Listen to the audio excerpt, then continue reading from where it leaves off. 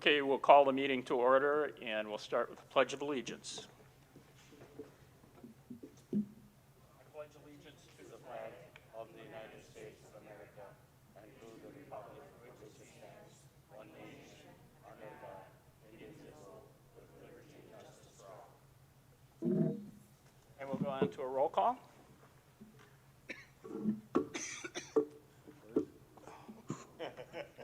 I'll let you get up there. Okay. Dr. Dave Bardo. Here. Dr. Noel Deep. Here. Jill Maddock Nelson. Here. Andy Mary. Yes. Mary Neufeld. Here. Danny Pyatt. Here. JD Schrader. Angel Zimmerman. Here. Okay, we'll go on to public comment.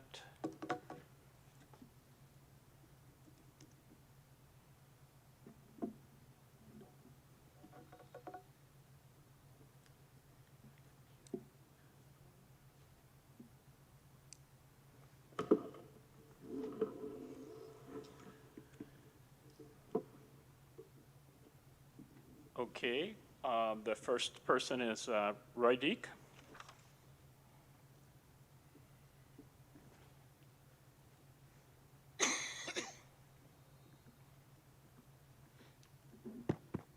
Thank you. Yeah, just you have to speak really close to the mic there, Mr. Okay, will do. I'm Roy Deek. I'm with the city of Anago. I did just what you told me to do. Stop down at the central office and pick up a budget. I went through this quite carefully, and there's about 20 pages dedicated to the income side of the budget. And they've made a very good job of illustrating where the money comes from. And that's where my problem begins. Now, I've spent 10 years sitting where you're sitting. I've worked with budgets most of my adult life. I know how it's supposed to be done. This budget has about 20 pages dedicated to the income side of the budget. It has a half a page dedicated to the expense side. Now, in my training, that's not a budget. Now, I'm concerned because we are spending $17,000 per student, nearly all out of the general fund. The general fund is broken down in 19 lines. Ladies and gentlemen, you cannot take a $30 million general fund and break it down to 19 lines, a half a page, and call that a budget. Now, what I would like to do, possibly your finance committee and your department heads put their heads together and developed worksheets that came up with these numbers. That's possible. And if that's what happened, I would like copies of those worksheets. I will pay for the copying of them. And after I look them over, I may have some more to say. But until that, folks, this is not a budget. And if I can't come up with worksheets to show how you came up with this money, you're just fooling yourself. And you're fooling me. And you're fooling everybody else. So I look forward to receiving copies of your worksheets to see how you determined that these money is money that you are properly spending.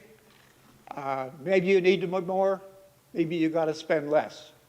But let me see how you arrived at these numbers. Thank you. Okay, thank you for those comments. And we will go on to board vacancies, interviews, and appointment. Mr. President, I would like to abstain from discussion as well as voting on this due to the fact that the two candidates that we have were rejected by the voting constituency of the Unified School District, so I feel like we don't have any candidates available. Okay, that will be so noted. Dr. Bardo requested that we read the policy pertaining to the filling of vacancies. And so I will start with policy 142.2, qualifications. A school elector in the school district is eligible to be a board member. And then I'll go on to policy 142.5, vacancies. The office of a board member shall become vacant immediately upon the occurrence of any one of the following events. A, the death of the incumbent or the incumbent being found mentally incompetent by a proper court. B, the incumbent's resignation. C, the incumbent's removal from office. D, the incumbent's conviction of a felony or imprisonment for 1 year or more years. E, the incumbent's election or appointment being declared void by a competent tribunal. F, the incumbent's neglect or failure to file the oath of office or to give or renew an official bond if required. G, the incumbent's ceasing to possess the legal qualifications for holding the office. H, the incumbent moving his or her residence out of the district. Or I, the incumbent is absent from the territory of the district for a period of 60 continuous days, unless such absence is due to active duty in the armed forces, in which case the vacancy shall be temporary for the remainder of the term or until the incumbent returns and files a notice of his intent to return to his or her unexpired term. A vacancy shall be filled by the remaining members of the board in accordance with 17.26 Wisconsin statute. Filling a board vacancy. The vacancy shall be filled by the board using the following procedure. A, appointment by the board to fill the vacancy shall be by the majority vote of the existing board. All votes shall be recorded, preserved, and open to public inspection to the extent prescribed in Wisconsin statute, chapter 19. Secret ballots may only be used when board members are electing officers. B, the board shall seek qualified and interested candidates from the community through the news media, word of mouth, and contacts with appropriate organizations. C, all applicants are to submit a notice of interest in writing to the district office. D, the board may interview candidates to ascertain their qualifications. E, if the vacancy is not filled within 60 days of the date on which the vacancy first exists, the vacancy shall be filled by appointment of the board president. The appointee shall hold office until a successor is elected and takes office under Wisconsin statute 120.422. When a vacancy occurs in the office of the board member who is in the last year of his or her term, or when a vacancy occurs after the spring election but on or before the last Tuesday in November, in the office of the board member who is not in the last year of his or her term, the successor shall be elected at the next spring election.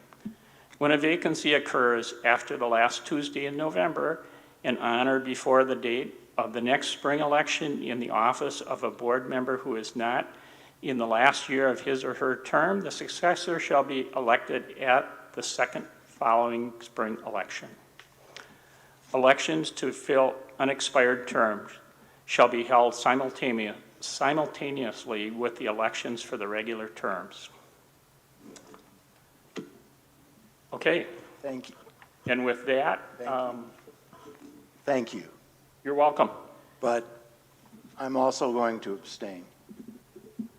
And my reasoning is that I know of at least 2 people who were in attendance at the last board meeting 2 weeks ago and had intended to apply, but after the board listened to 2 hours of people where about 80 to 90% of them said that parents should make the decision about masks, and they saw a majority of the board not listen to them, they decided that it was not worth their while and time to apply because they knew how it would end up. And so with that, I want to point out that elections have consequences, and so do appointments. Last September, there was also an appointment to this board. Jill Maddock Nelson applied. She wasn't chosen by this board, and she got the most votes in the April election. I applied.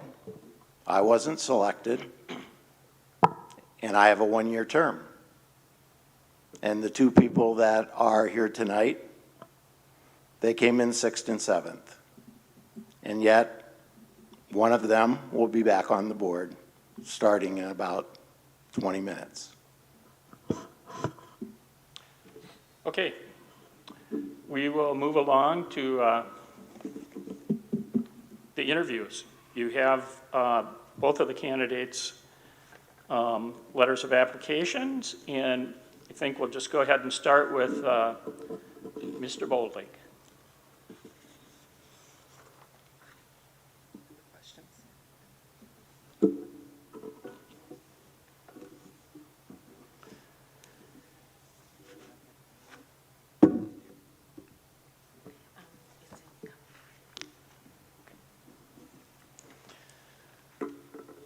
Okay. We have about 7 questions for you, each of the candidates, and I'm going to start with number 1. Tell us a bit about yourself and why you are interested in serving on the Unified School District of Anago School Board. Well, it's pretty easy, Andy, and board. Yes, as it was pointed out, I was a former board member and I was on the ballot this last year and did not get reelected.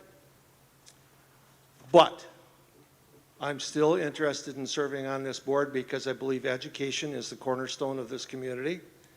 And I feel that I have some good thoughts yet to add to that, and that my work on the board wasn't completed. And I feel that I would like to be back as a member of the board so I can help the board continue to do the good works in promoting education in this community. Okay, thank you. And Dr. Bardo and Pastor Pyatt, do you guys want to abstain from questions also, or would you like to ask questions? I'll just watch. Dr. Deep, can we start with you on question 2? Sure. What is the greatest challenge that our school district faces today, Mike? I think the greatest challenge our district faces today is trust. And part of that is that the community seems to be very distrustful of the board and the district just in general because of the current social and economic climate that's out there. And that we have to work as a group and together to get that trust back. Now, it's not going to be easy, never is.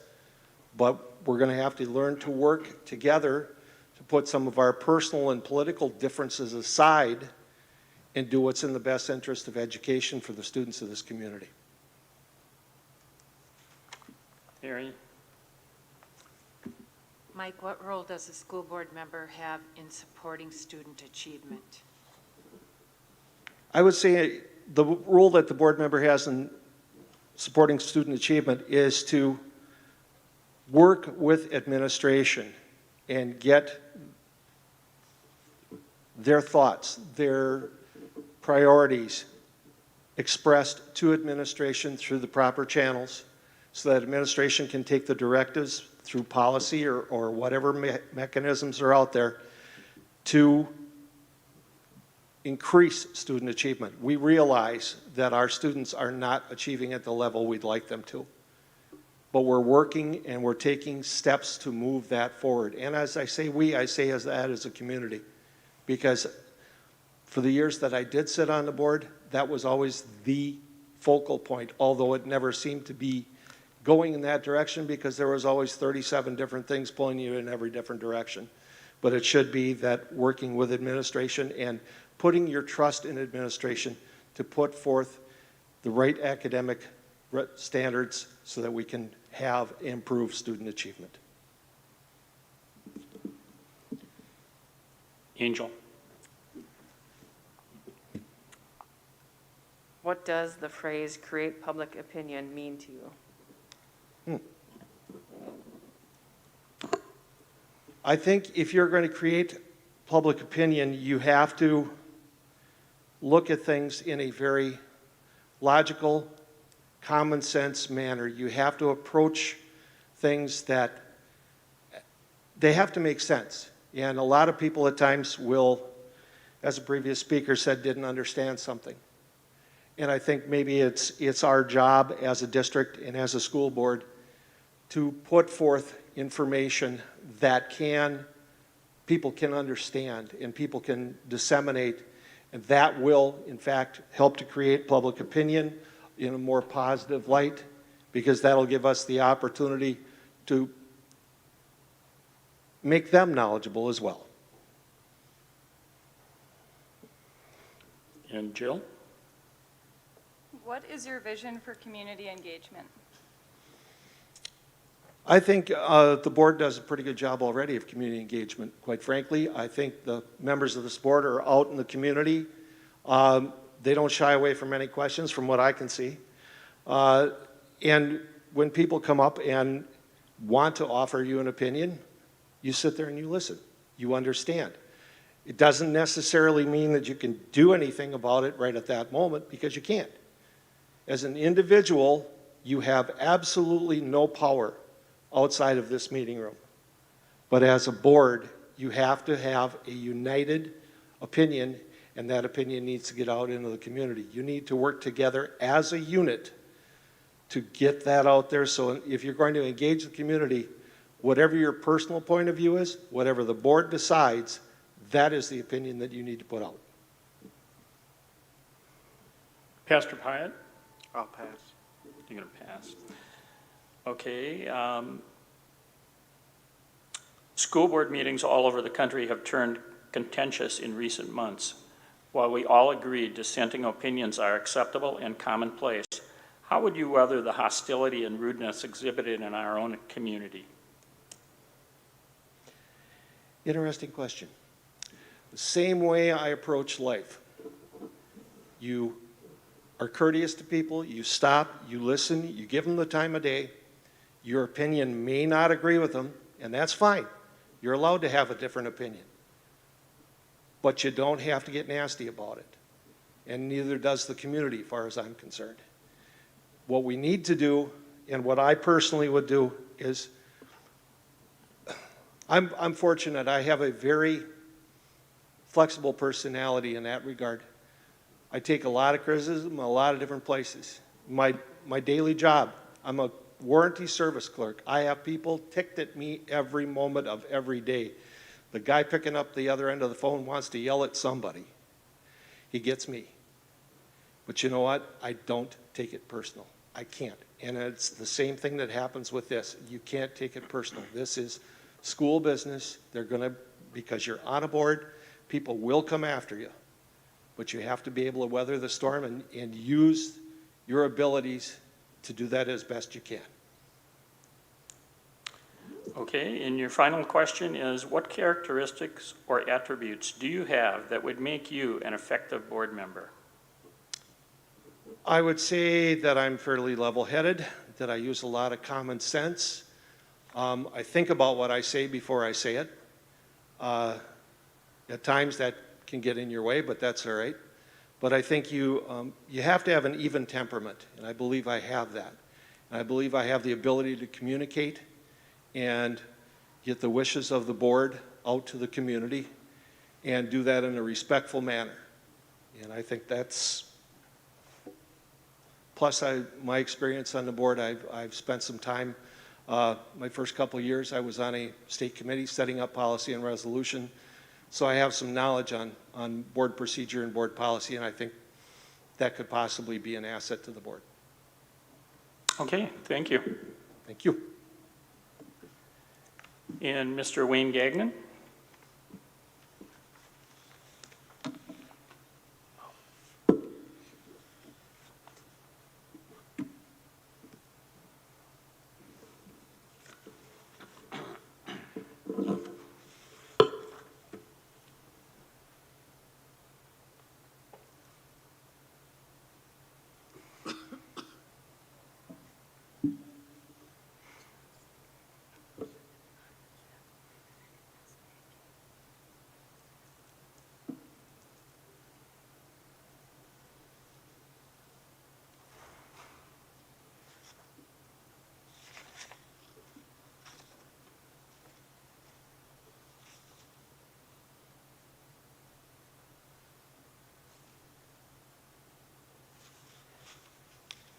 Good evening. Good evening, Mr. Gagnon. And we have 7 questions for you, and I will start. Tell us a bit about yourself and why you are interested in serving on the Unified School District of Anago School Board. Well, I'm a semi-retired teacher. I taught special ed, EBD, students, emotional behavior disabilities, for 15 years. I retired, and for the last 10 years, I've been an adjunct instructor for North Central Technical College, and in the last 3 or 4 years, I've been teaching as an adjunct for Nicolet College. I also just finished up about a 7 or 8 year tenure at All Saints Catholic School as a guidance counselor part-time. So I have realistic experiences as an educator, but I haven't been in education all my life. I didn't start going to college until I was in my early 30s. So I have worked in a factory for 20 years before I finally went to school. I have a vested interest in the community. I live here. I shop in the grocery stores. I support the community as much as I can. And I feel like I have something constructive to offer to the school board. My insight as an educator being probably the best, the most paramount. Okay. Wayne, what is the greatest challenge that our school district faces today? Well, obviously, at the moment, it's COVID. We have to somehow get past this. Last year, as I remember, we did okay. Things were tough, but we made it through. And I think that if we follow some guidelines, we can make it through again. I tend to listen to the experts, the scientists, the doctors, the epidemiologists. And I think that we need to come together as a community and realize what we have to do to end this thing and put it behind us. I was at a meeting about a month ago, and several parents were here, and they're concerned about mask mandates and things like that. Every parent is worried about their child, and they should be. But as a school board and as educators, we have to worry about all children. I was talking with a parent just now out in the hallway, former neighbor of mine. She has a child who's immunocompromised, and she's terrified that her children are going to that child is going to get COVID. And she wishes that everybody would simply wear a mask to help stop the spread. My own opinion, if I have to wear a mask for no other reason than to alleviate someone else's fear and anxiety, I'm going to do it. I feel that that's my part. I've already been vaccinated, but I'll continue to wear the mask if I have to. And I think we need to, we need to come together as a community and realize that it's not about me, it's about us.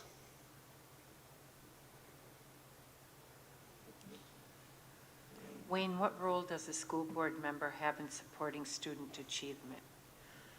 I think as school board members, we have to listen to the teachers, to the educators, the people that are in the classroom who are doing the daily hard work. This last year was very challenging, and they came through. They did what they had to do. They did it remarkably well. I'm going to take my jacket off here.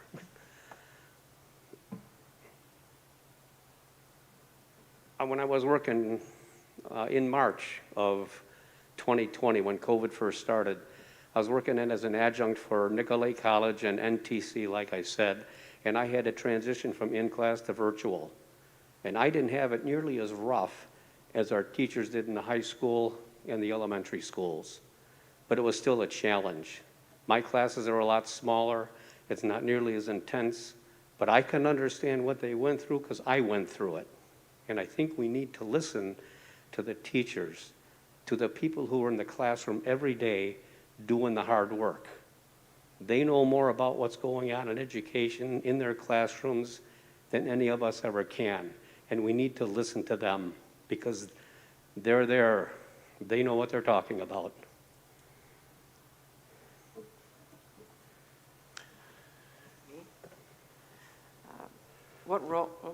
What does the phrase create public opinion mean to you?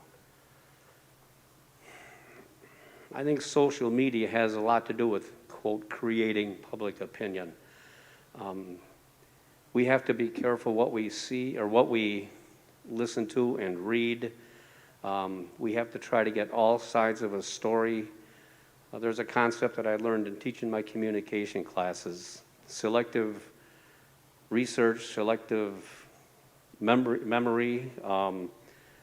We tend to seek out and remember and search for things that agree with what we agree with, our opinions. And somehow we have to get beyond that and try to look at all sides of an issue. And again, for example, COVID. We have to understand that there is more than one concern here. We have to worry about all children. And if you go on social media and all you read about it are negative things in the way the World Health Organization or the CDC is handling things, that's all you're going to believe, that's all you're going to understand, and that's going to form your opinion. Your opinion should be formed by listening to all sides of an issue, and very few of us do. I know I'm guilty of the same thing. I try not to be, but I try to listen to all sides of an issue before I form an opinion. And if you let somebody create an opinion for you, you're selling yourself short. What is your vision for community engagement? Well, I think these school board meetings are part of it. Having a public forum where people can come in and express their opinion. The community has to be involved, but again, the community needs to listen to the people who are actually doing the work. We have to, as a community, we have to realize that the experts in education are the people in the classroom, doing the heavy lifting, doing the work every day.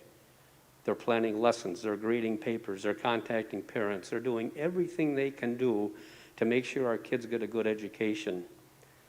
And as a school board, we have to make information available to them. We can't sugarcoat everything. If things aren't going well, we have to acknowledge that, and we have to try to improve that. And the community can be involved in that. But the community, by and large, again, has to remember that as a board and as educators, we're worried about all children. Okay. School board meetings all over the country have turned contentious in recent months. While we all agree dissenting opinions are acceptable and commonplace, how would you weather the hostility and rudeness exhibited in our own community? It's unfortunate that this is happening all over the country. I think people need to realize that we have to listen to each other. We have to respect each other. We have to show a little kindness and compassion and empathy. And as a board, if I'm sitting on the board, we have to model that behavior. We have to give people a chance to say their piece. And we have to respectfully acknowledge that. None of us like being attacked. And it seems like in a lot of meetings that I've seen, that I've read about, in the media, social media, people are attacking school boards and educators and making it a personal thing. It's not personal. We have to worry about all children. Again, it's about us. It's not about me. Okay, for your seventh and final question, what characteristics or attributes do you have that would make you an effective board member? I like to research issues to find out what's going on. I like to know as much as I can about an issue before I form an opinion. I listen to people. I'll ask questions. I try not to get defensive, although there are times we all do. Again, I have a background in education. I'm still an active teacher. I understand what teachers are going through. I have a lot of compassion for them. There are a lot of issues that we can't control or we can't fix, but we have to do the best we can, and we do that by listening to each other. And I'm a good listener. I get along with people. I can talk to virtually anybody, and I think we need that. We need somebody who's got us, you hear the term common sense. And to me, common sense is a useless term because for a lot of people, common sense is only someone who agrees with you. I prefer the term logic because logic takes a little more thought and a little more research and a little more conscious thinking. And I like to think that I'm a logical thinker. Some people might not agree with that, but I like to think that I am. Okay, thank you. Thank you.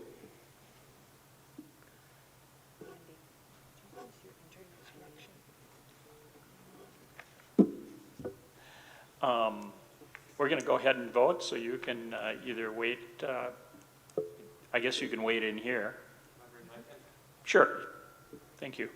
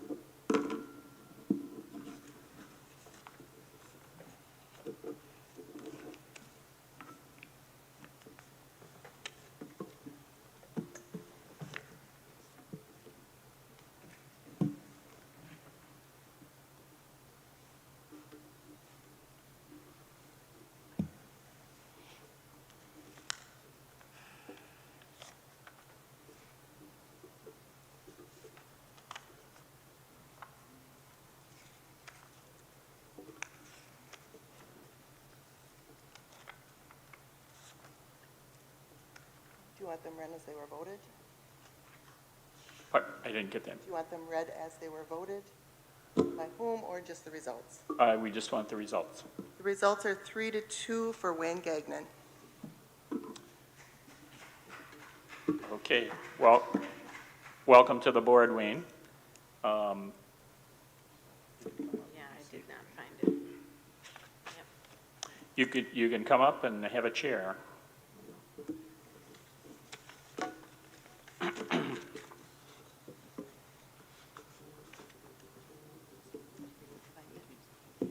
Right.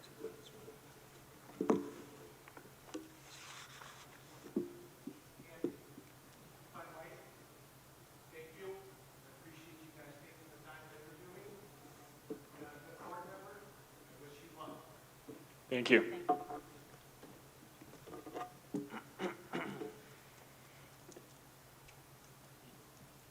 Okay. You want to just flip over JD's name? The name tag. It's not you, so yeah. Okay. Thanks. Okay, we don't have yet, we're not going to swear you in at this meeting, so you're sitting on the meeting, but you're not voting on issues tonight. Correct. Okay.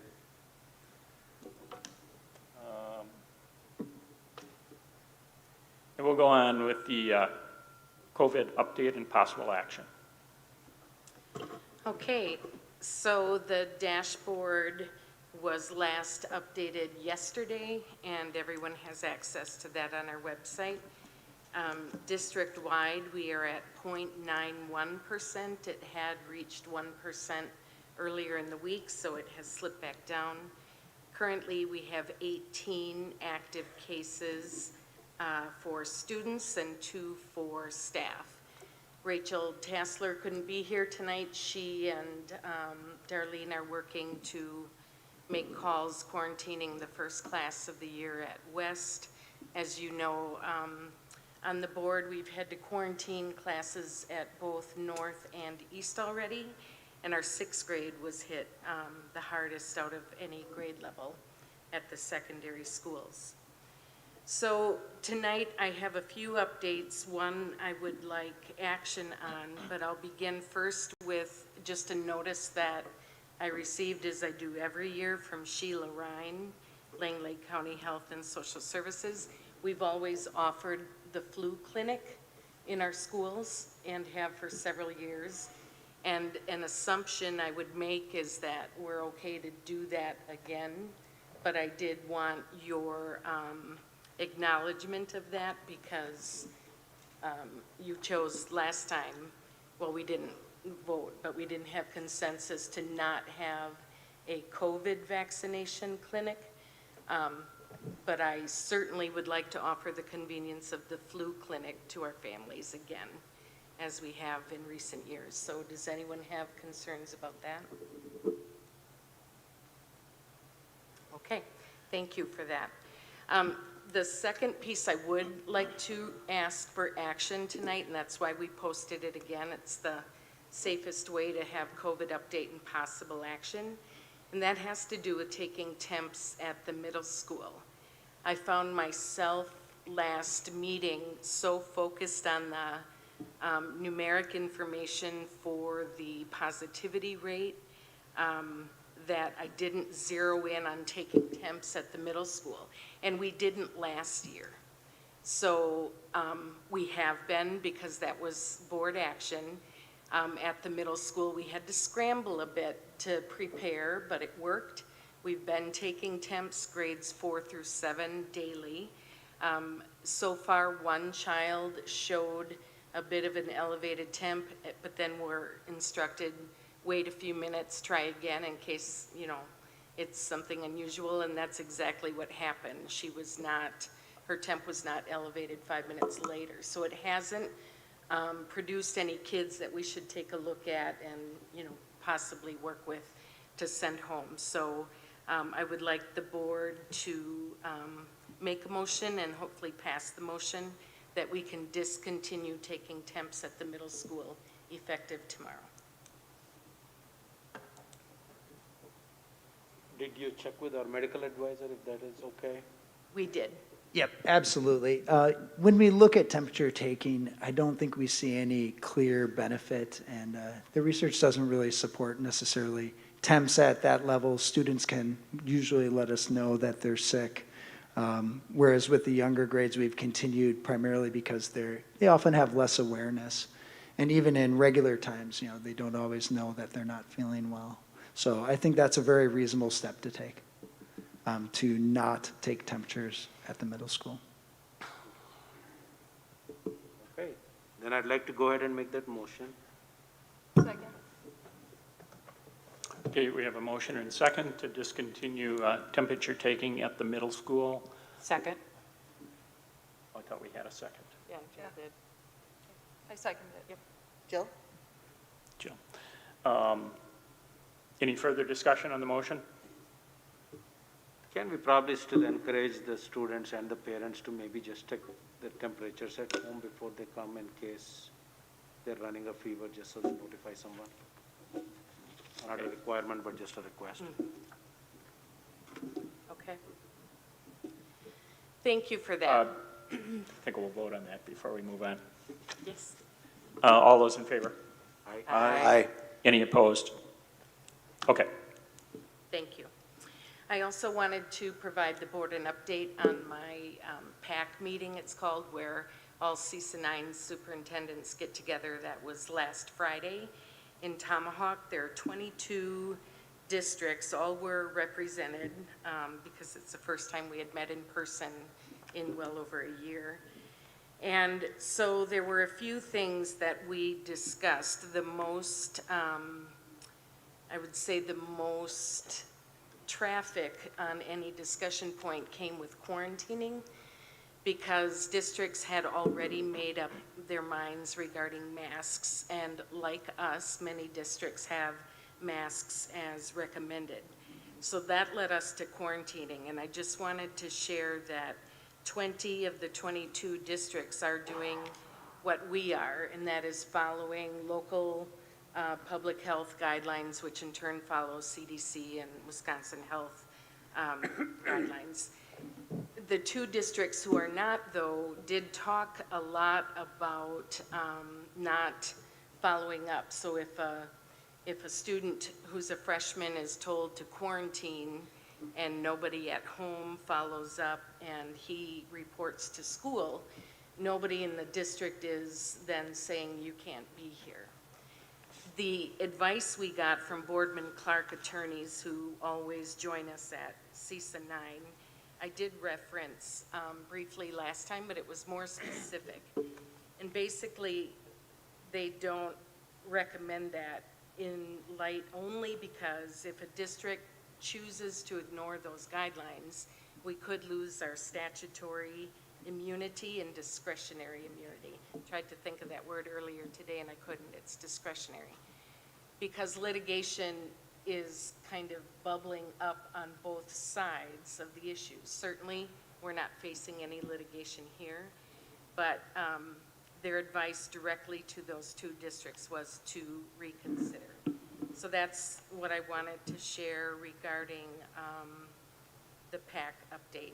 And then the only other issue I would like to bring up tonight is to ask the board again to consider, we've been authorized from the state to have permission to be a testing site. And what good would that do? It would simply be a convenience for our families. And so I would ask you to consider that. Absolutely, and I can speak to that a bit more too. Testing would be available as an amenity. It would be by request only. So if a parent wanted their child tested, say for example, there was a quarantine requirement or someone was symptomatic or someone just wanted to have reassurance, say perhaps they were going to go visit someone during the holiday season, that testing would then be available for our parents, for our students, for our staff, anyone involved with the school district. And it would not be any testing no like epidemiological testing, no looking for asymptomatic cases, no general screening. This is only a parent says, gosh, my student has to be tested. I've called Walgreens. I have to go to Wausau to get that test done. But we would have that test available here. And one ancillary part of that is there are two types of tests. There's the antigen and the PCR. We were just going to apply for the... I don't mean to interrupt. Can you also identify which one is commonly referred to as the rapid test? Because that's been asked a lot about, so if you're talking about the testing, it would be helpful. Thank you. So the antigen test is the rapid test, and the PCR usually takes a couple more days, just because of logistics. A rapid test or an antigen test is essentially akin to, like you all might be familiar with, pregnancy tests. There's a little plus or minus or two lines, and then that confirms the test is positive. It's a similar sort of approach for the rapid antigen testing. The reason why we would like both is because antigen testing is effective if someone's asymptomatic, or it's acceptable if someone is not having symptoms and needs to be cleared for return to activities or whatever things that they might need. So it's a nice, convenient test. It's very quick, and it would save parents a lot of time and hassle in the process of close contact and quarantine and other things that can come up. So the testing is paid through a grant that we applied for. It would be paid through a grant that is offered, and that's how it would be paid for. So it wouldn't be school district funds. Where are you proposing this testing would take place? Because when I go to the hospital and get a test, I sit in my car. Right. Well, hospital testing varies a little bit. Sometimes that's for symptomatic individuals, or we have a process where we're trying to keep potentially sick people out of the hospital. So we would establish a place where people could get tested. If you're asymptomatic, it may be different than if you're symptomatic, but essentially we would have appropriate protocols to have that testing done. And when it's being done as a convenience for people, it might be a set time in the day, once a day or certain days. Darlene is going to be taking that training and talking with the representatives that do the testing after today if it's allowed by the board. Thank you. Sorry, to clarify, that was the PCR testing? Both.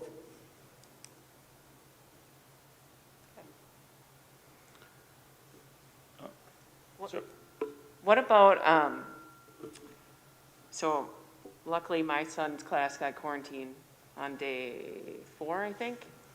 And he got tested the weekend before because he had a cold. He was clear. I had to wait 6 days to get him tested again. And I believe one other student out of all of them that we know of that got tested was positive. So why do we have to wait so long? And I'm going to tell you one other thing. I got him tested. Let's see here. So we count last day of contact, which I don't understand because he was in class with a student all day Monday, all day Tuesday. So why do we have to wait so many days to get them tested when he was already exposed for 2 full days? That's a good question. So when it comes to the way coronavirus spreads and begins, you can be asymptomatic for a set period of time, and you can also be below the threshold. You can be positive, but below the threshold of, sorry, the screen was flashing a bunch of different people. You can be below the threshold for a positive test result, both with the antigen and with the PCR. So we see that the greatest likelihood of being positive comes after a period of time after exposure. So we get exposed, 2 or 3 days, we might be positive for coronavirus, but there's not enough in there to create a positive test result. The greatest likelihood comes after, 3 to 7 days, would kind of be in that range. It varies a bit, with probably the highest being around maybe day 5 or 6.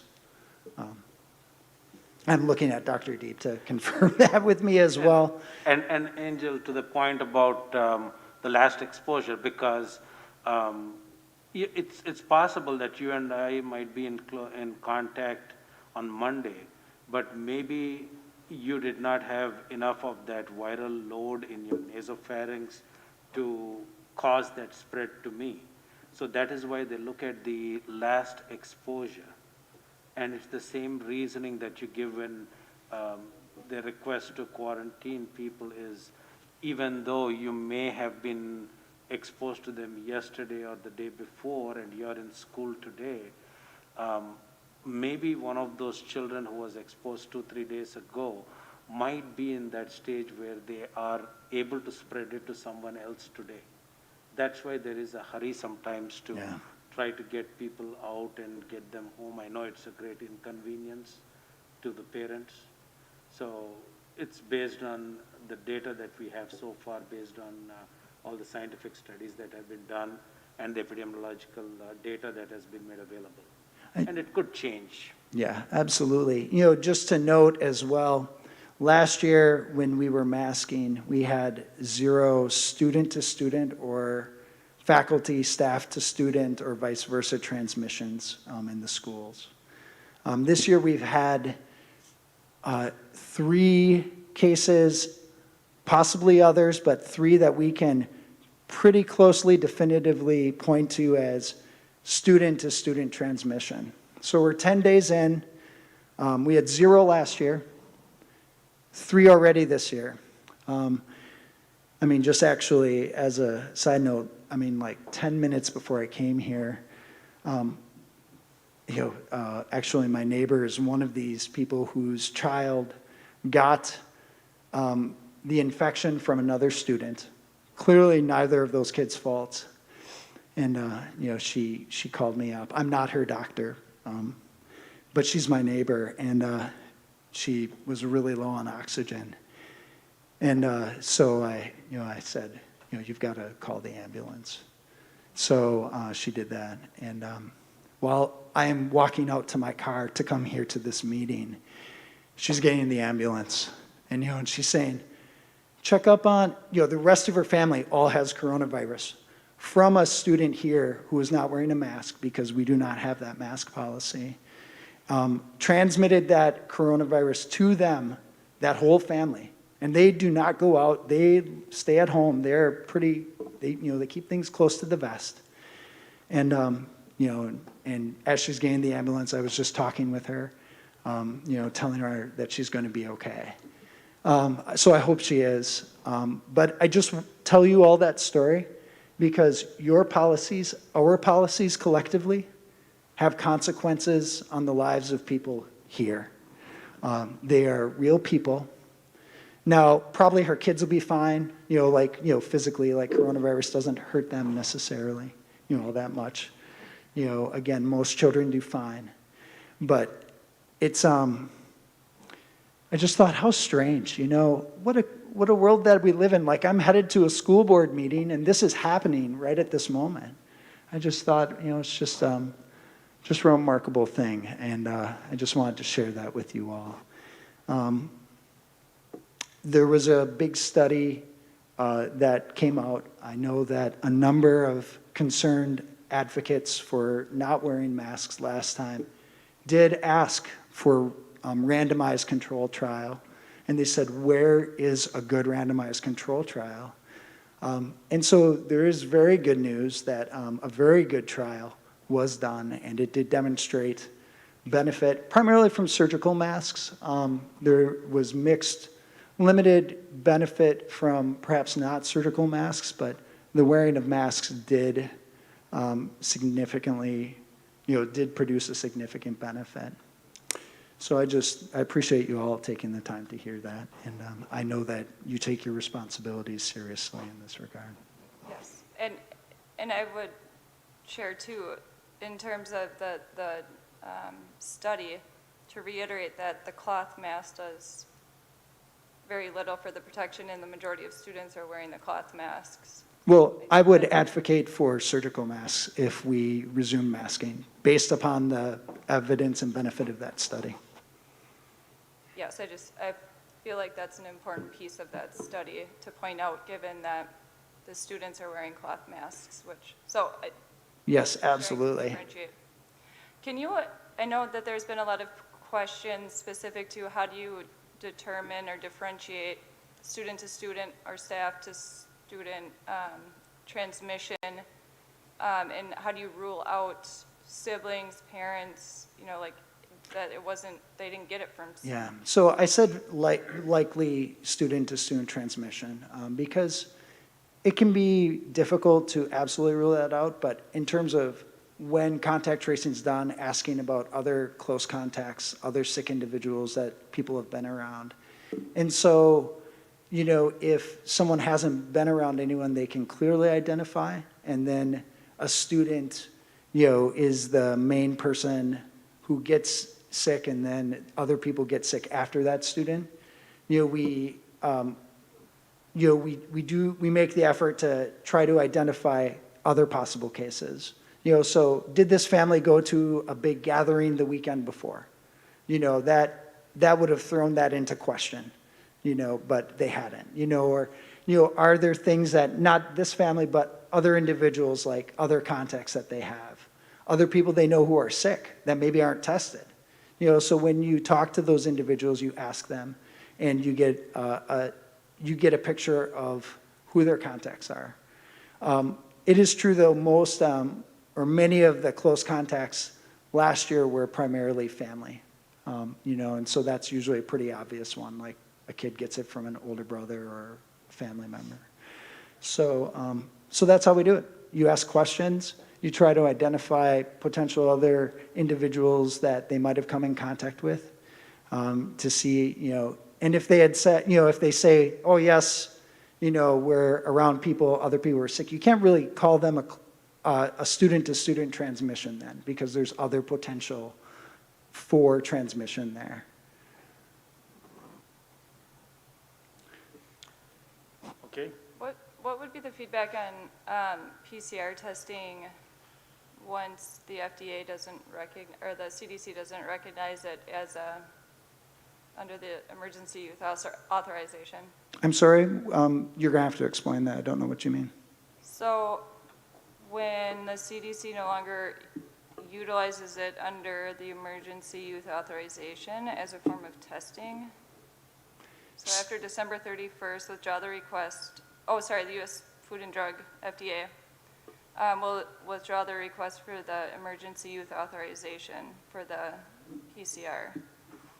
And Which PCR? What, is this from a particular website or? So perhaps we can pause the discussion. I put it in, it was one of the links, I know you didn't get a chance to, but I know sorry it's been about that. not discussed in this setting, but discussed within the media on that, with the PCR validity and distinguishing between, it can't rule out, or it can't rule in COVID only.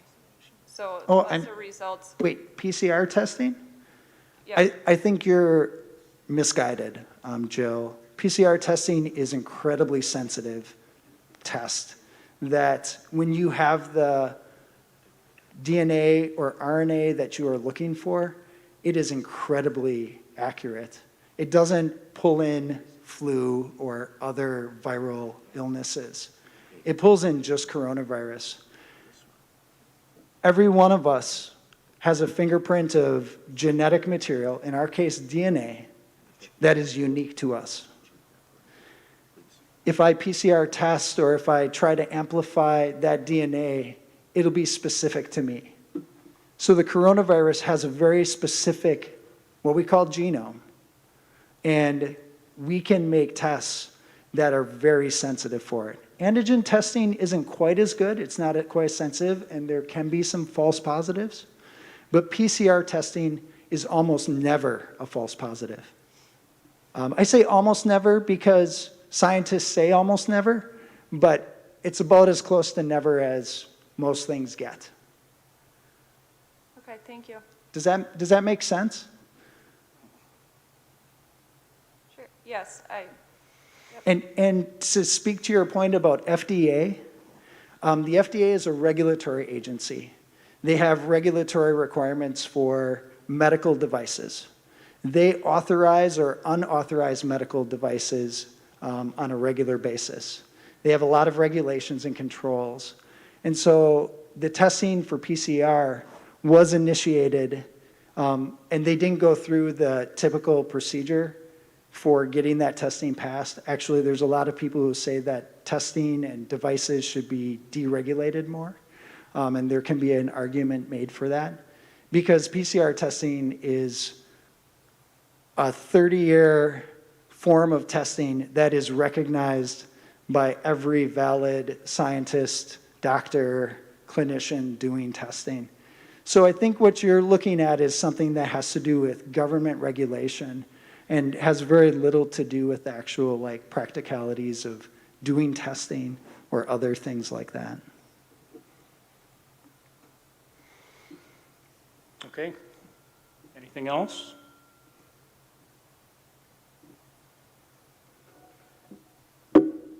Are we looking for a motion for the testing to be adopted by the school district? I think that would be appropriate. I'd make a motion that we go ahead and accept the recommendation from our medical advisor and the school district, that we send Darlene and whoever else is eligible for that testing and start offering the testing as soon as possible for our students and employees. I'll second. Okay, any further discussion on that? And Mr. President, I rise in opposition of this. I don't believe that we need to do the testing in the schools. I believe that needs to be left up to the health professions that are around our communities. Secondly, I believe it was kind of vague on the agenda to put possible action with no items under there for the community to know what those possible action items were.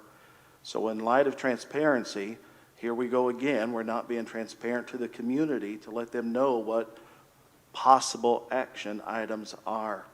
And I believe that is a slap in the face of our community, because they need to know what possible action items are. So I rise in opposition against this because the community doesn't even know that we're talking about this at this time, at this meeting. And that's pretty sad. Yeah, I'll just point out, Pastor Pyatt, that you are the one who said, I want to vote on everything pertaining to COVID. And You're exactly right. I want to vote on everything, Yes. but it doesn't need to list as possible action. It should be listed in there what we are voting upon. Well, this is the only way we can list it, because we don't know what you're going to bring up. You couldn't that have wanna vote on. listed possible action item as voting on making our district a place to test? Yeah, we're going to go ahead and vote on this. In the future, if that's the way you want us to do it, I'm happy to do it that way. Absolutely. We Every won't item vote on needs to be anything listed. unless it's on the agenda. Absolutely. Okay. Can I, did you say any discussion, or was that before this? Yeah, you can go ahead with discussion. I just share, being able to test at the school means getting our students back into class sooner if they are negative. Another student in my kid's class ended up being out almost the entire time of the quarantine because it took so long for him to get a test at the hospital. Some parents can't take off work, can't drive to another town to do this. So being able to provide this to those families that need it, I think is very valuable. So just wanted to share that. Okay. Any other comments? I would echo that. I think access is a benefit. I personally have differing views. I think that that kind of gets really gray between healthcare and education. But I agree that it increases access, and especially at a time where I know it's hard to get in to get scheduled for testing, and that will have an impact on when students can return. I would anticipate a concern from parents would be whether or not the ingredients, materials of the use in the test, if the insert would be published of what I don't know what term I want. Materials is coming to mind, chemicals are coming to mind, you know, the ingredients of the testing, if that insert will be posted for parents. That's a common concern that I've heard a lot. All testing is CLIA certified. It's a federal agency that requires extensive standardization of all testing and all sort of instruments. So typically testing involves a nasal swab with a nasal curette, not a curette, but a tip on it. It's essentially a brush, a little tiny brush. There are no chemicals that are displaced from the brush. The brush actually is trying to gather snot and genetic material in it. And then it goes in a separate tube that then gets tested. So essentially, you know, I mean, I think, you know, there's simple cloth Q-tips, the simple Q-tips you use for your ears. It's not exactly that. It needs to be a little bit more sort of grabby material than that. But essentially, there's nothing in it chemical-wise that would go. I would imagine that every day we use a whole slew of chemicals with a far greater range of things that we either ingest than that. I mean, perhaps even like Mountain Dew, I mean, or like soda, or washing our hands or brushing our teeth. I mean, if you look at the ingredient list for a toothbrush, for toothpaste, maybe we should be concerned about that because there's quite a bit of chemicals on it. Essentially, it's inert because we don't want genetic material or anything else on it to ruin the test, and we don't want it to break off or anything like that. So it's very firm, but soft enough to get that material, and then the testing is done separately. So, you know, the reagents they use to test, I imagine those are available and out there, but they're not relevant to what anyone would ever come in contact with. And I don't think this is any different than what you would get if you went to the hospital. I guess people here and the parents take their children to the hospital. I doubt that they ask for all the contents in that or the ingredients of those swabs when they take their children in or themselves to be tested. Or in, Or if you are inserting a catheter to draw blood, I don't ask them Yes. what is in that plastic that is inserted into my vein. yes. You believe that in this country, the FDA oversees all of these things. OSHA, FDA, the layers of regulation. So for all of these tests that are done, we have not questioned this all this time. Now, all of a sudden now, for the past year and a half, for the same tests that are being done, we have all had those COVID tests done. And how is this any different than what you'd have done at the hospital or at Walgreens or at the healthcare center, wherever the tests are authorized? And frankly, Noel, what about RSV testing 5 years ago? What about PCR testing Dr. 7 McKenna. years Would ago? it be appropriate, it sounds like it's easy enough to have the insert published on our website for parents, because, again, we're doing this potentially at school, so I think that helps increase the trust in that access component then.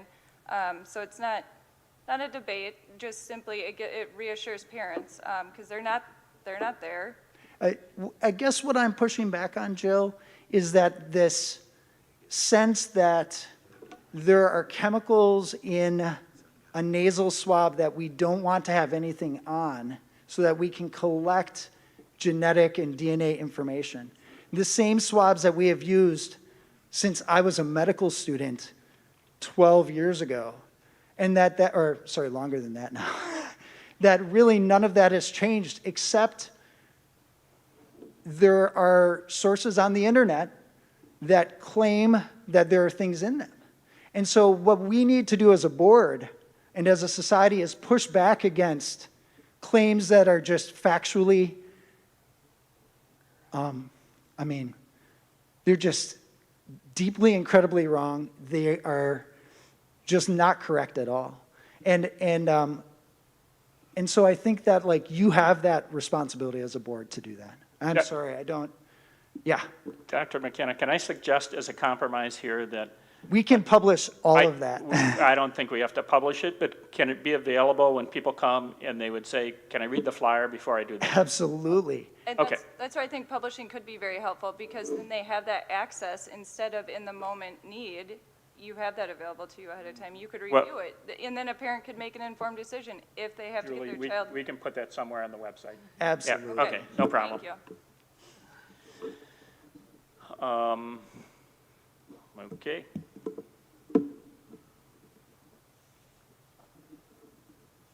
So what are we doing? We're done with COVID, correct? No, we Oh, are wait. going to We have a vote on vote. Oh, we're still voting, yes, thank We you. have a vote.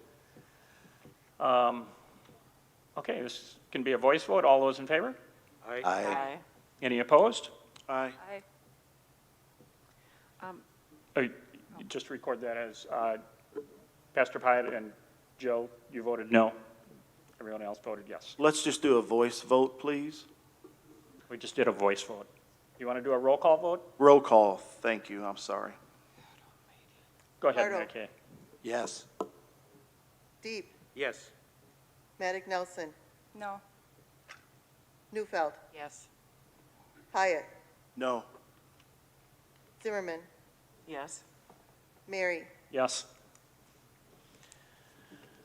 Okay, Excuse me, Andy, Dr. Sprague, did you ask about a motion for the flu clinic? I did not, because it's been past practice. Okay. Oh, and is that for the students also? Yes. Okay. okay. We'll go on to new business, and it's item A is the vaping litigation presentation. he's on the screen. We'll have to go down. He's ready to go, and I suggest we all move down where we can see. And if we have a problem talking with us, I assume you're on with him, Mary Kay? Dustin. Dustin is. All right. The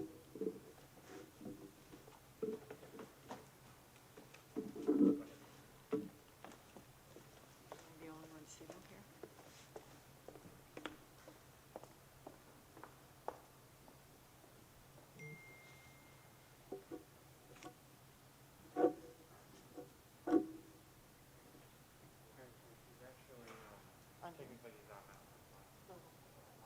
I'm not sure if we use board members wanted to talk to him directly, if it'll pick up there, or it'll have to. Well, it's gonna depend on whether or not he can hear them through the house.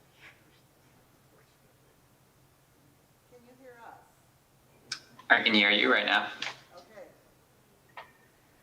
And we're ready for your presentation. If you have questions, then we'll approach you with the microphone. Okay, appreciate it. Am I ready to go now? Yes. Okay. Thank you all very much for your time this evening. I appreciate it. My name is William Shinoff. I'm an attorney with the France Law Group out of California. I'm out of the San Diego office, and I'm here to discuss with you the national vaping litigation that I've been handling for the past 2 years. My firm is currently representing school districts across the country in this litigation. We represent a large number of school districts in your state, in around 500 school districts across the country in 30 states. This case is focused on the fact of that these two companies, Joule and Altria, which many of you may know as Philip Morris, marketed their products to children and failed to warn about the harms of their product. And now we have a new generation of consumers who are addicts that are children. And so what we're trying to focus on in this case is providing the resources for school districts to be able to deal with this vaping epidemic into the future. This case is what's called a multi-district litigation. So this is not a class action. Each school district that's involved in this case files their own case, but it ends up being consolidated into one courtroom in San Francisco. Currently, we are set for a trial in March 2022. And we've already selected the school districts that are going to be the sample cases moving forward then. The case has been moving in a very positive direction. The first trial was supposed to happen a few months ago in North Carolina, but resulted in a settlement in the first day with the Attorney General of North Carolina for $40 million.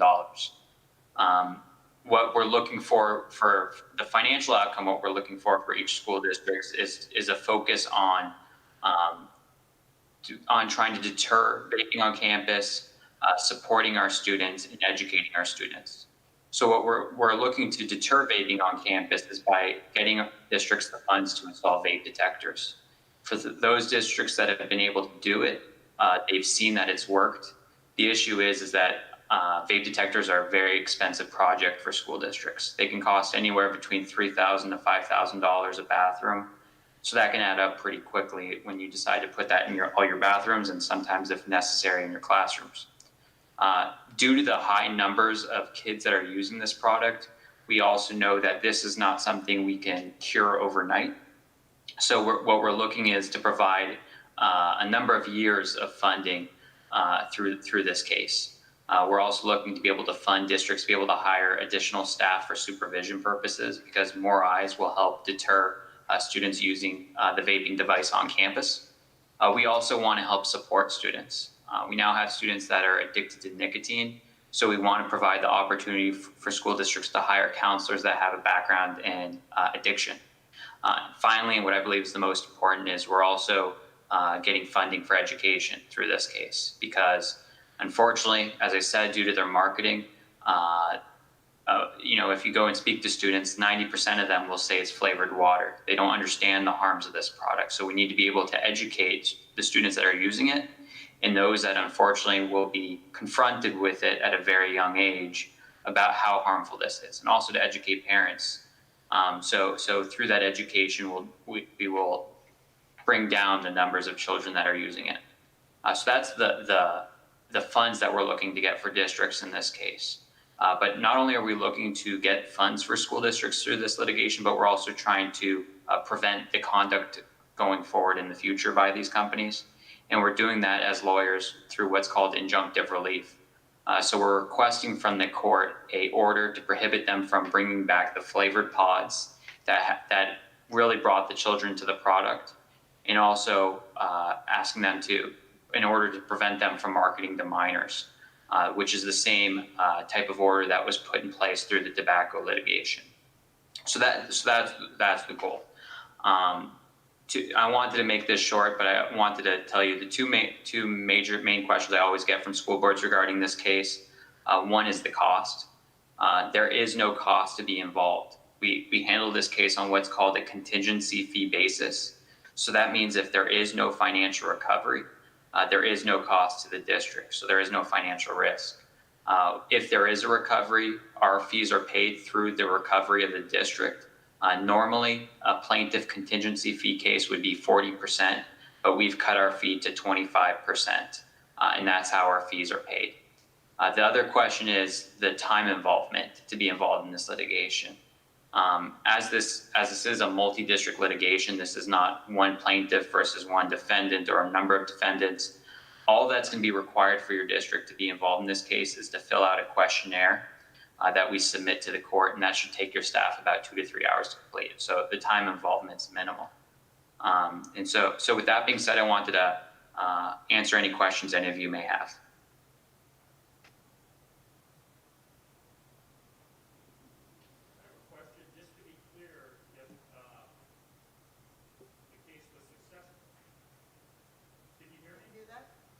I can't hear you.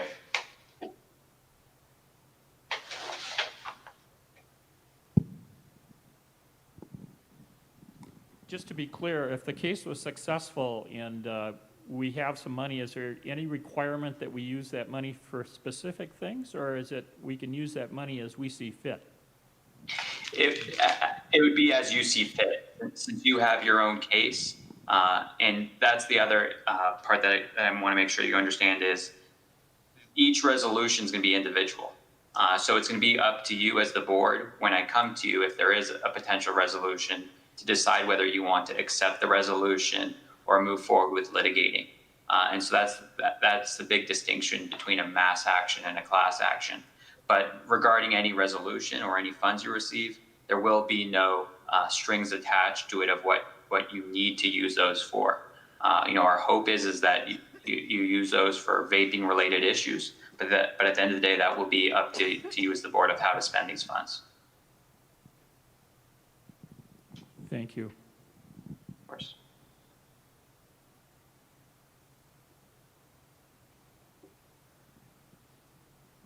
Any other questions there from the board? Then I think we'll reconvene up there.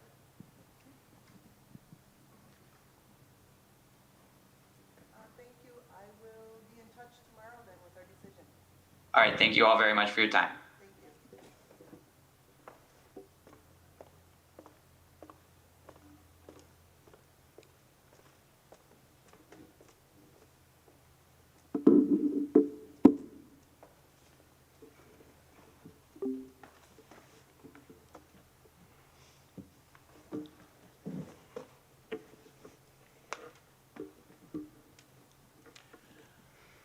Okay, we will go on to item B, board member meeting and legislative report.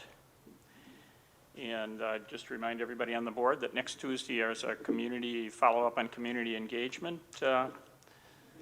And Angel and Jill will be heading the discussion on that.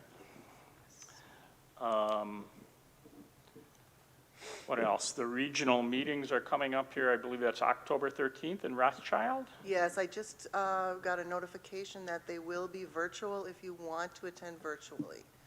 So there are some restrictions if you want to attend in person, but they do have it in a virtual format also. And either way, if you want to attend, Mary Kay will register you. Mm-hmm. Okay, anything else on legislative? Where are we having that meeting next Tuesday? At the middle school? Yeah. Okay. Thank you. Okay. Then we'll go on to item C, revised food service wage schedule discussion.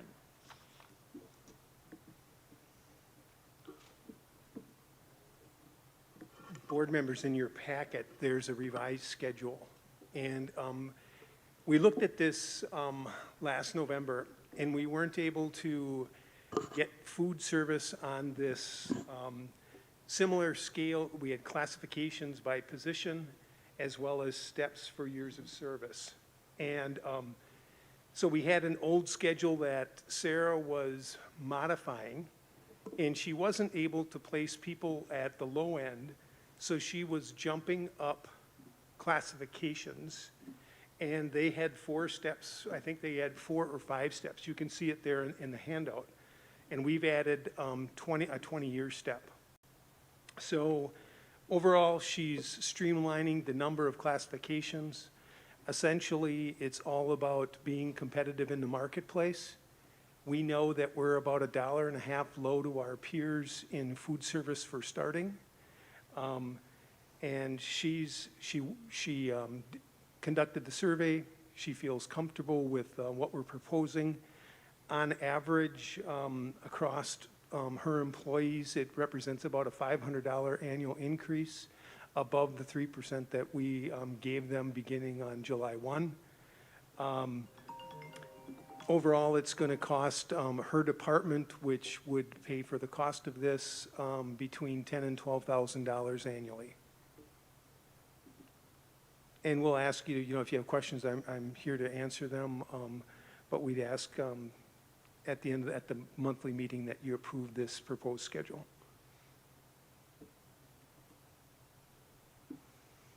Okay, any questions for Mr. Prunty? Okay, thanks. And we'll go on to item D, NTC dual credit agreement presentation.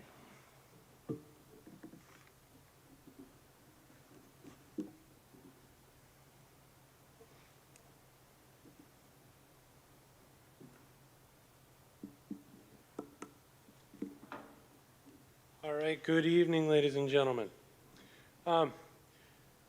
You have in your packet the draft of the NTC dual credit agreement, and I just want to draw your attention to some of what that really means, and that is really detailing the obligations that NTC has and that we have in this agreement, as far as us maintaining proper instructors and the coursework and curriculum provided by NTC to maintain that high standard of rigor in those courses. And we really have a great partnership with NTC. We have a really strong showing in dual credit offerings. Out of 28 area schools, we were number 2 last year in credits attempted, and we were nowhere near the second largest school in there. That we had Wausau West, DC Everest, schools like that in there that have much higher student enrollment, but we had a much higher dual credit offerings. The plaque that I have right here says we have 1,325 dual credits attempted last year, saving our students about $206,000 in tuition, which is just a really, really awesome thing here for the staff.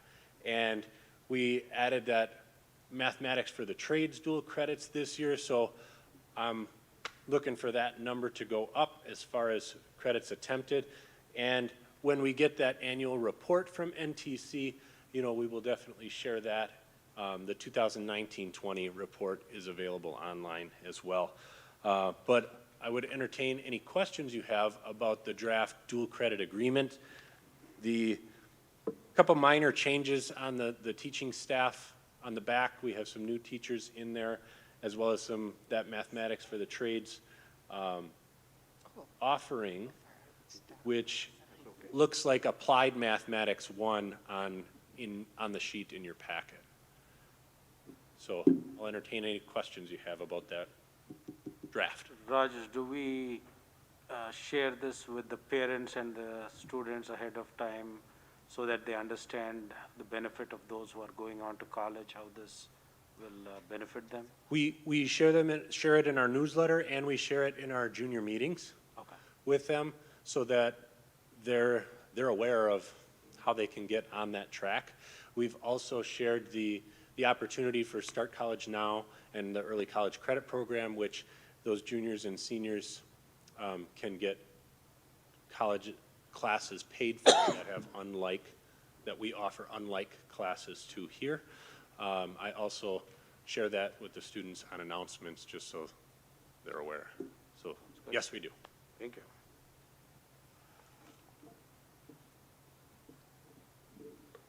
Okay, any other questions for Mr. Rogers? Okay, and so we'll be voting on that at the regular meeting. And we will go on to item E, seclusion and restraint report.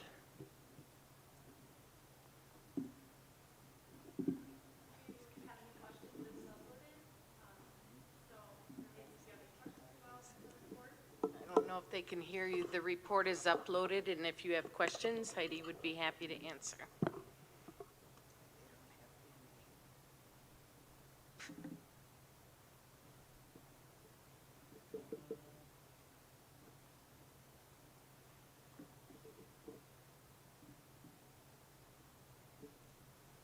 Do we have any comparison to previous years? Yeah, if you see on there, I didn't attach the whole data sheet, but I do have numbers on the bottom. So 1920 is on there. But we have dating back to 17, 18, I can always get that for you. I would say a couple of things that were different that you see a decrease. The pandemic had an impact. We saw a 50% decline in our seclusion restraint. We saw a 30% decline in our attendance of in-person. And so that was taken into consideration. A lot of the students who were secluded and restrained the previous year were remote students. So part of it was that, but we also look at making sure that our staff and our admin are trained in what is an appropriate seclusion and restraint. But I also feel like by implementing some of the practices that we're seeing a decline because we have better practice. Good. Okay. Any other questions? Okay. Thank you. And we'll go on to item F, German and Spanish Club trip presentation. And Mr. Rogers, do you want to tell us what's going on there? Yeah. After further investigation into that trip, these were trips that were going to be abroad. And with some of the restrictions and uncertainty in some of the countries that were going to be our destinations that we looked into, the staff just doesn't feel comfortable in pursuing those trips because if we did get over there into, regardless of what our policies or procedures are, they may have to be quarantined abroad and delayed, and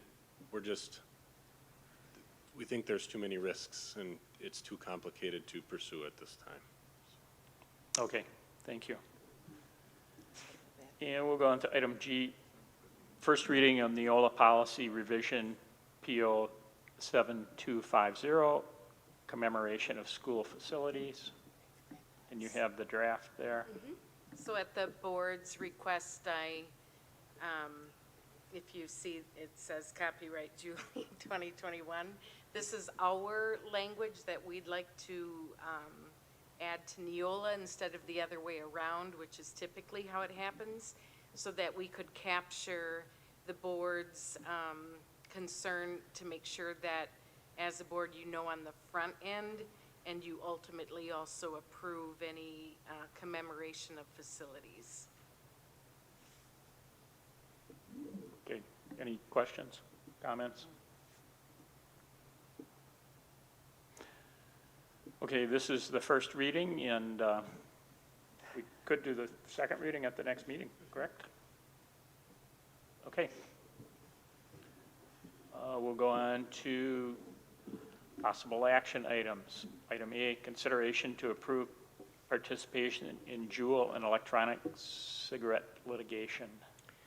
I move the board approve participation in the Joule and electronic cigarette litigation as presented by Attorney William Shinoff.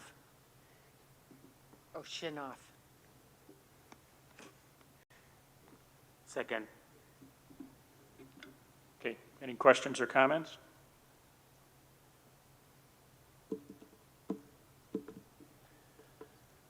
Then I think we'll go ahead and do a roll call vote on this one. Deep, Yes. Maddox Nelson, Yes. Neufeld, Yes. Hyatt, Yes. Zimmerman, Yes. Bardo, Yes. Mary, Yes.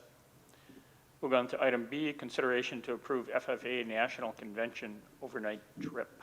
I move the board approve the overnight trip to the FFA National Convention in Indianapolis, Indiana, on October 26th through October 30th, 2021. Second. Any questions or comments? All those in favor? Aye. Aye. Any opposed? Okay. And item C, report of employee resignations and retirements. I move the board approve the following resignations: Nerka Pace, English language interpreter. Second. Okay, any questions or comments? All those in favor? Aye. Aye. Any opposed? Okay, and we'll go on to item D, report of district new hires. I move the board approve the following new hires: Veronica Nelson, high school counselor; Allie McCann, high school special education instructional assistant; Mackenzie Nanamacher, high school special education instructional assistant; Jody Baginski, part-time high school special education instructional assistant; and Gina Keppel, part-time housekeeper. Second. Questions or comments on these? All those in favor? Aye. Aye. Any opposed? Okay, and then we'll confirm that the next meeting of the Committee of the Whole is October 12th. Andy, could I just ask Dr. Sprague a quick question? Okay. Where are we with positions being filled or not filled, or? I believe these are our last, I'll look at my team down there, they're the last positions that I'm aware of, except, that's not true. We have people in holding patterns. For example, Ashley Dar here, not here, but at the middle school, is an ELA teacher. She will move into a coaching position once we hire a replacement. So she's kind of in a holding pattern because we cannot sacrifice classroom coverage, of course, until we have a So when Jamie Falk moved to the middle school, was her position already filled? Oh, Jamie? Yeah. Good question. Jamie has not moved yet. Oh, Same okay. situation. Okay, okay. Okay, Thank you. so we'll go back to confirming that the next meeting is October 12th. And with that, we would have a motion to adjourn. So moved. Second. All those in favor? Aye. Aye. Any opposed? Okay, thank you.